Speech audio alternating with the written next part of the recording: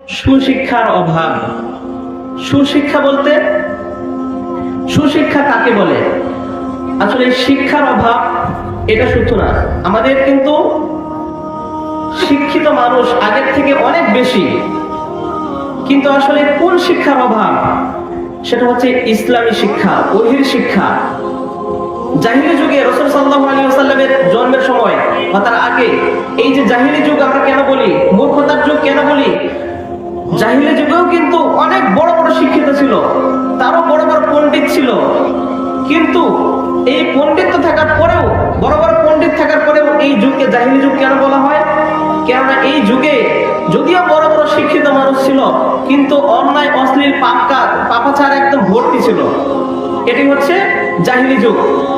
এরপরে আল্লাহ তাআলা রাসূল সাল্লাল্লাহু আলাইহি ওয়াসাল্লামের মাধ্যমে আল কোরআন হেদায়েত স্বরূপ নিয়ে আসলেন। এই কারণে এরকম ভাবে মাদক, সব ধরনের অন্যায় অশ্লীল কাজ বিরাজমান ছিল।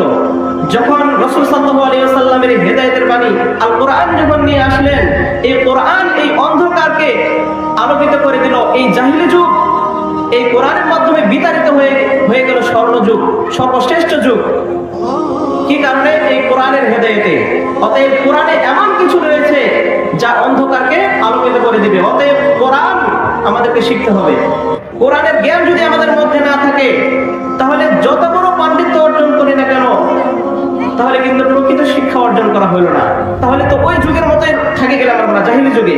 কোরআন আমরা শিখলাম না, দ্বীনের শরীয়ত আমরা শিখলাম না, তাহলে তো ওই জাহিলি যুগে তো অনেক বড় বড় পণ্ডিত ছিল।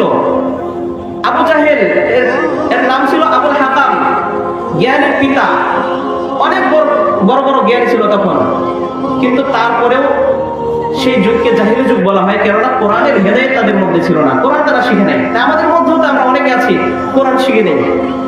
কোরআনের অর্থ বুঝতে হবে। শুধু কোরআন আমরা অনেকে আছি শুধু পড়তে শিখি, শুধু পড়তে শিখলে হবে না, কোরআনের অর্থ আমাদেরকে বুঝতে হবে। সম্মানিত উপস্থিতি, দেখুন তাহলে কোন শিক্ষা আমাদের দরকার? সুশিক্ষা, ইসলামী শিক্ষা। ইসলামী শিক্ষার অভাবে আজকে ওই জাহিলি যুগের মতো অন্যায়, অনাচার, পাপ কাজ এগুলো চলতে আছে।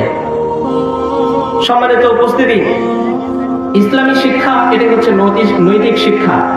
ইসলাম আমাদের নৈতিকতা শিক্ষা দেয়, ইসলাম আমাদের আদর্শ শিক্ষা দেয়।